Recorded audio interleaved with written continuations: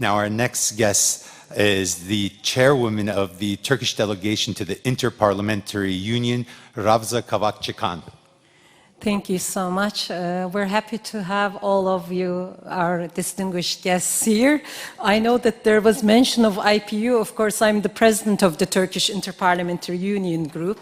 But as you know, IPU is considered or defined as a special group because it was established in 1889 before many international organizations like the United Nations.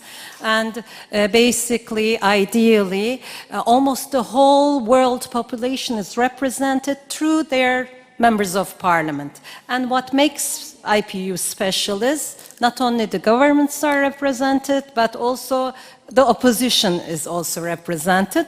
And as the Turkish IPU group, we represent our Grand National Assembly with 9 members. And in the IPU, it's important to have more youth, more women, and 1/3 of our delegation is women, and we have 2 young members. And by the way, I love IPU's definition of young, because 45 is young. So I'm beyond that, but I like that definition because it's closer to my age. But don't tell that to our young constituency. I know that's not what they define as young. Of course, parliamentary diplomacy is definitely important, and the COVID pandemic made us realize how interconnected and interdependent we are. We will never be all well until everybody, every single human being on this earth is well. So we need to put away our selfishness, our self-interest, and realize that my colleague, I may like him or her or not, needs to be well for me to be well as well. So we need to take care of each other during this pandemic. We realize that if as the global community we took our lesson, we will survive. Otherwise, we will all have to suffer all together. So I'm hoping that some good comes out of this pandemic period, and we will all survive together as humanity and leave a better world for the next generations. When we talked about parliamentary diplomacy, of course, it's best, as my colleagues, and it was mentioned here, that we see each other, we meet with each other, because we believe in soft diplomacy. Yes, it's wonderful to have online meetings. It's better for the environment. There's less traveling, less loss of time, but we can't see each other, and we are not able to directly touch each other's hearts. It's more difficult. It's challenging. Hopefully, this period will be over. Of course, it was also mentioned, and I love that statement, that we shouldn't be using arguments, important values like human rights and fight for democracy, freedom of expression, freedom of religion against each other. So I don't think that is one of the challenges as we have as the IPU Turkish group when we go to the meetings. Sometimes we realize, and I know that's the case in PACE as well and in many international organizations, we feel like we have to constantly explain ourselves. Nobody, as the international community, as the Interparliamentary Union, or as the different organizations, nobody has a right or a position to judge the other. So we have to listen to each other and understand.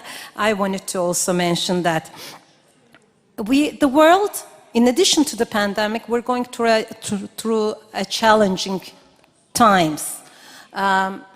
Increasing racism, increasing violence, increasing Islamophobia, increasing human rights violence all over the world. These are also issues that we need to address.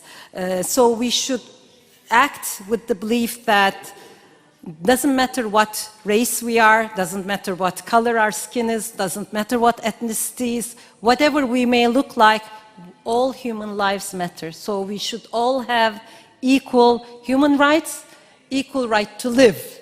in this earth. I wanted to put these on the floor. Before I sum up, complete, I wanted to give some personal experience as well. I was elected, the month of June is a special month for me. So I was elected on 7th of June, took oath of office on 23rd of June in 2015. Before me and many of my colleagues who wear the headscarf, before that time, they weren't allowed in the parliament.